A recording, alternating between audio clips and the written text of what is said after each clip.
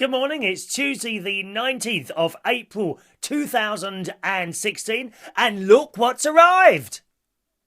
Ah, yes, the new cat litter tray with its own little house thing on top. Look at that, look, oh, isn't that good, dear? The only thing is, I did try it the other night, and she appears to have wet her bed instead. Not this one, I've already put it in the washing machine. But, Katie, you must learn how to use this, dear. The little thing. Oh, look, isn't that wonderful? A cat litter house. Oh, we love it. If only you was a little bit more appreciative, Katie. Yeah, she hasn't quite got the hang of that, unfortunately. But we will carry on, Gaz. We shall carry on trying to get her to use the little cat flap to get in and out of her little new toilet house. Fingers crossed, this will cure the problem. Because when you take the top off, as I did last night, I thought, oh, she might wet the bed again. So I took the top off, which means the whole thing was a complete waste of time. It arrived yesterday, Amazon, just a couple of days later, in a great big box, delivered by a nice lady where I had to sign that pad. You know those electronic pads that they all have, those post office people now, don't they? No, oh yes, no more bits of pens and paper, just this electronic thing that you scratch your name on. God. Anyway, we've got a very, very important birthday today, boys and girls. It's Wendy's birthday today. Wendy, aka possibly Barry Manilow's biggest ever fan. Oh my God, the girls will go mad now. The girls will go mad that I said that to assume that Wendy is Barry Manilow's biggest fan. No, I'm the biggest fan. No, it's me. No, it's me. No, it's me. No, it's me. Oh, no, it's me. Today, Wendy is Barry Manilow's biggest fan, and it is her birthday today. Here we go. You get the orchestra, Wendy. The orchestra for Wendy.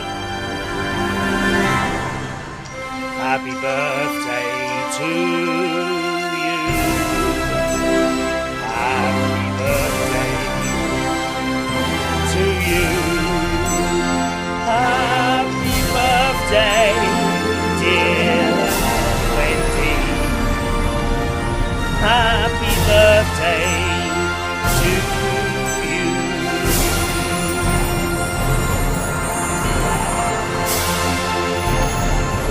All right, on and on with the drum. All right, shut up.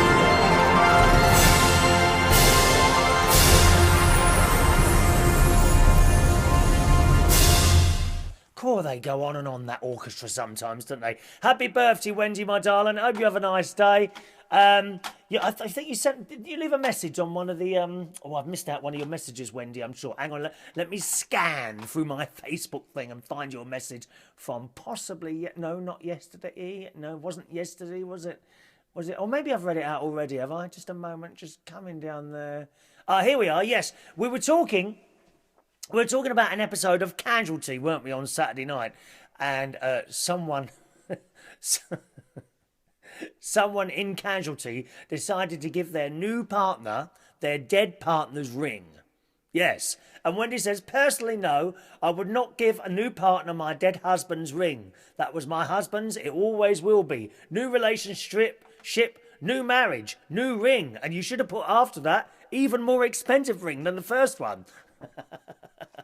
Thank you, Wendy. And Rory writes in, on the subject of our live karaoke shows that we do now, boys and girls, a few times a week, the karaoke show stream puts me in the building. Great stuff. I like roast potatoes and chocolate cheesecake, not on the same plate, because that's almost what I had on Sunday night. When I got to my place of work, they offered me chocolate cheesecake, and later a big bowl of roast potatoes came my way. So very nice indeed. It seems the hairdresser gave a hair-raising performance on the programme The Michael McIntyre Show. If you're wondering what all this is about, then you've obviously missed some shows. You've got to watch them all, dear. It's like a continuous story. If you miss, you're going to have to go back to the other two if you don't know what I'm talking about. It seems the hairdresser on the Michael McIntyre Show gave a hair-raising performance. Michael Ball sang, "Love, love changes everything." Ginger Spice now Jerry Horner. She's got married. Jerry Halliwell's got married. Jerry Horner now, and is naturally a blonde. So thank you very much for that. All right, Rory. Now, If you wonder, if you think I'm swallowing a bit today, there's a reason for that. Oh, excuse me. I've been sneezing away. I haven't had an antihistamine tablet now.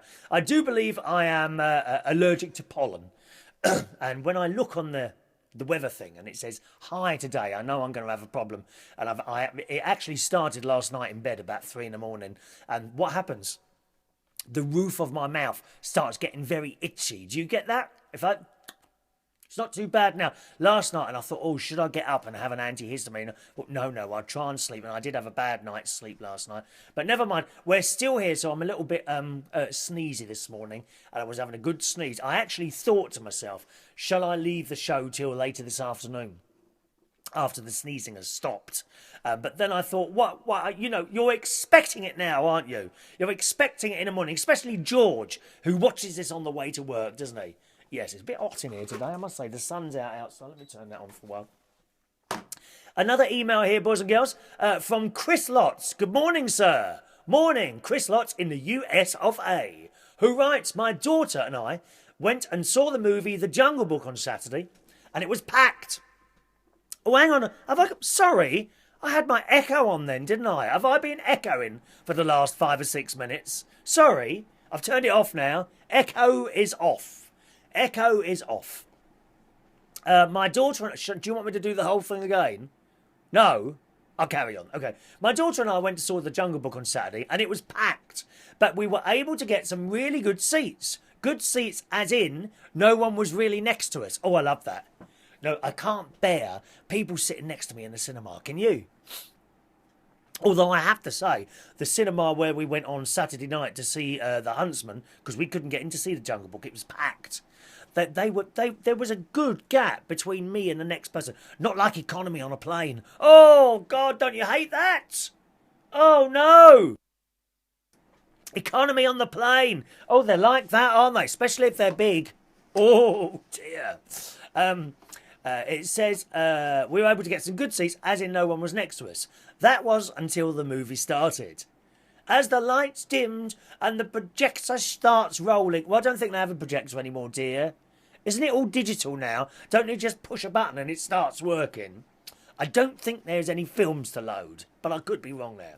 As the projector starts rolling, or doing whatever a movie projector does, in walks 3 adults. Very loud patrons. Oh, don't you hate them? While there's a film on. I hate that. They spent about 5 minutes yelling at each other, looking around for a seat. The whole time, I quickly found God and started to pray. Please, don't notice the empty seats next to me. Please, God. Well, my prayers went unnoticed, and they sat right next to me. Of course, I got lucky. Out of the 3 of them, the overweight, really sweaty one chose to sit right next to me. Oh, no. The guy was sucking down popcorn like he was a Hoover vacuum cleaner, and the popcorn was going out of style. They do, though, don't they? People in cinemas. Oh, God. Was the fat oozing out onto your seat? I know a really... No, I'm not going to tell you. Not going to tell. Was it oozing out onto your side? Mind you, mine's starting to do that now. You don't want me sitting next to you either. I can grab more than an inch here, dear. More than an inch. I'm trying. Do you know what?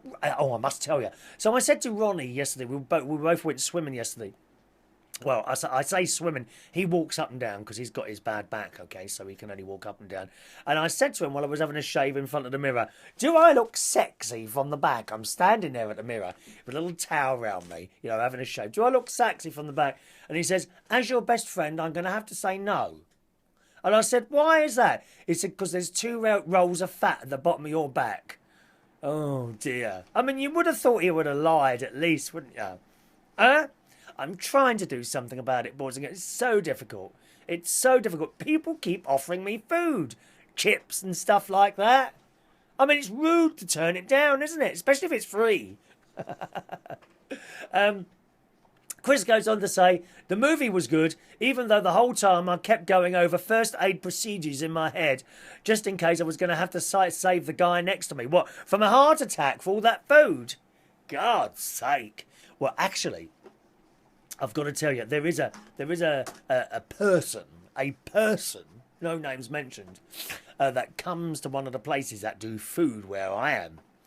And honestly, the other night he had a starter, then he had a massive dinner, then he had a massive pudding, and then an hour later he ordered not one plate, but 2 plates of garlic bread with cheese on the top, and then probably had crisps later. It's not good, is it, really? Come on, even I can see that's a bit much. I must say, I do have a very big lunch.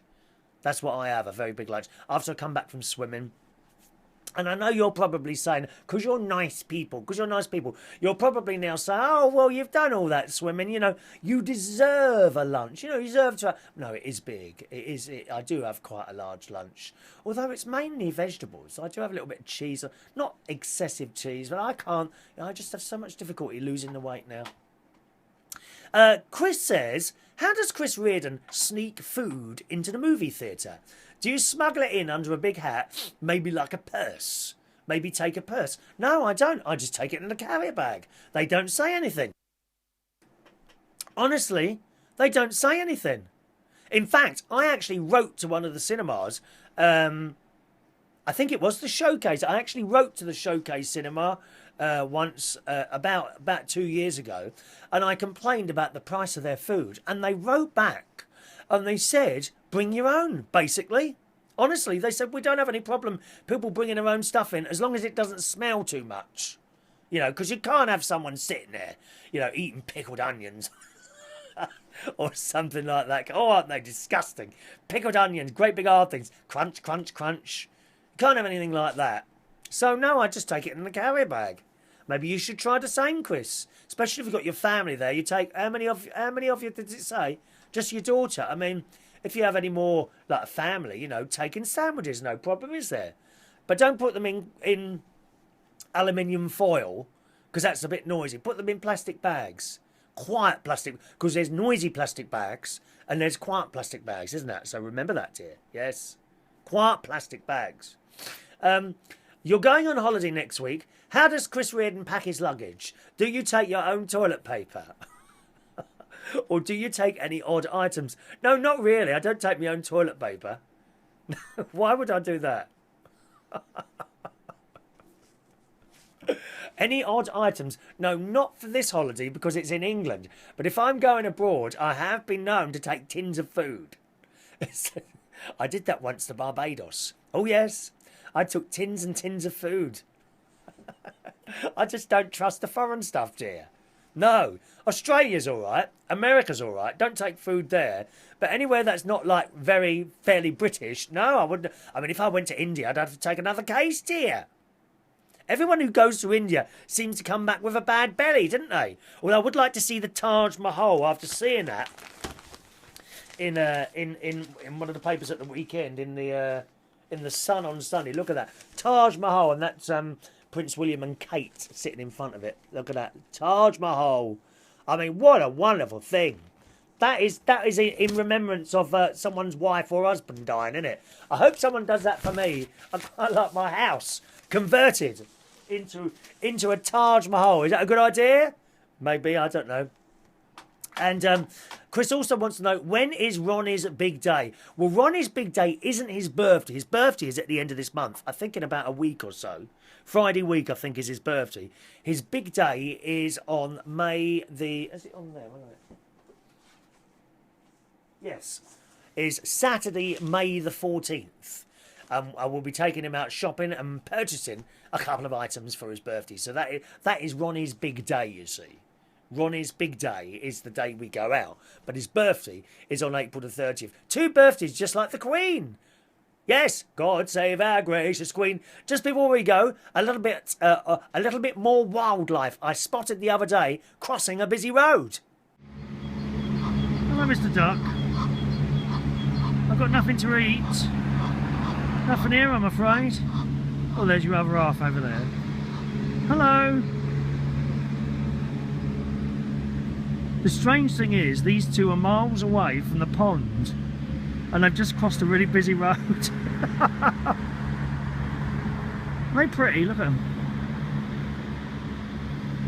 Ah, see, they're those ducks that I told you about last year. You remember the pair of ducks? That's them. But they were nowhere near the pond. Blooming long walk from there.